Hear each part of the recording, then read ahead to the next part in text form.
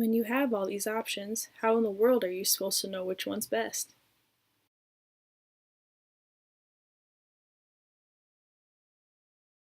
It's easy for us to simply want to go off the bag's appearance, especially when they put tasty food pictures like this on the front.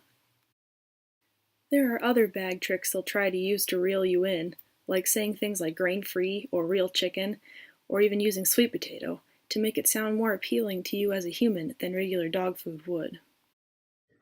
The most important thing you can do when buying dog food is look at the ingredients. Just as with human food labels, the first 4 or 5 ingredients listed in this long paragraph are the ones that are in the highest concentration in the food. As far as the protein, you want to make sure that a meat source is the number one and possibly even the number second ingredient on the list. The next thing to look at when looking at these food labels is the starch choice. All dog foods will have a bunch of starch in the ingredients, as it is incredibly expensive and hard to preserve a dog food that is made strictly out of meat products. At this point in time, I will go over the difference between natural and conventional dog food. Along with grain-free being the newest trick in the industry, natural comes as a close second. They try to use neutral-colored bags, things to make you think that there are less preservatives and it's just all around more healthy for your dog. I will briefly go over why that's not necessarily the case. Returning to this label, however, you will notice that both foods have a starch and a protein in their ingredients. In this case, this food has dried peas, brown rice, brewer's rice, pea protein as some of the main starches. However, when you look at this food, you'll notice that the starch choices are corn, ground wheat, and wheat middlings as the top 3 there. You may also notice here in this food that corn, as a starch, is listed as the first ingredient. That is not something you want to look for in foods.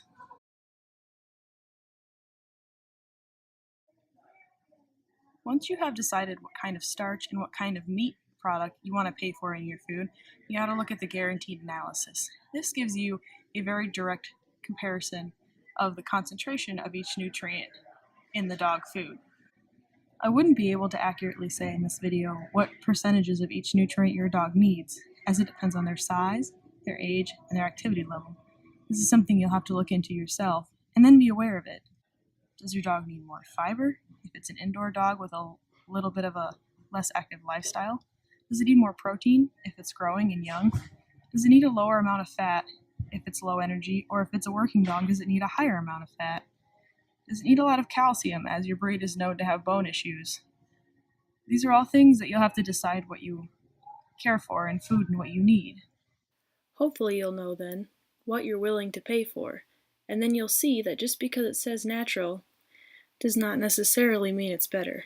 Take, for example, the grain-free movement in pet foods.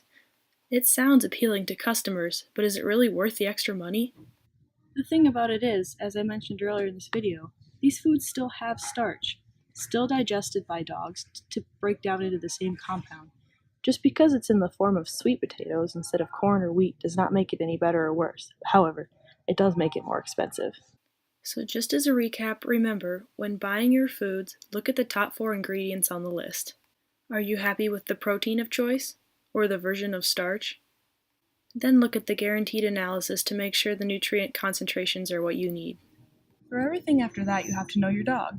Consult with your veterinarian and decide what nutritional values your dog needs and which ones it should avoid.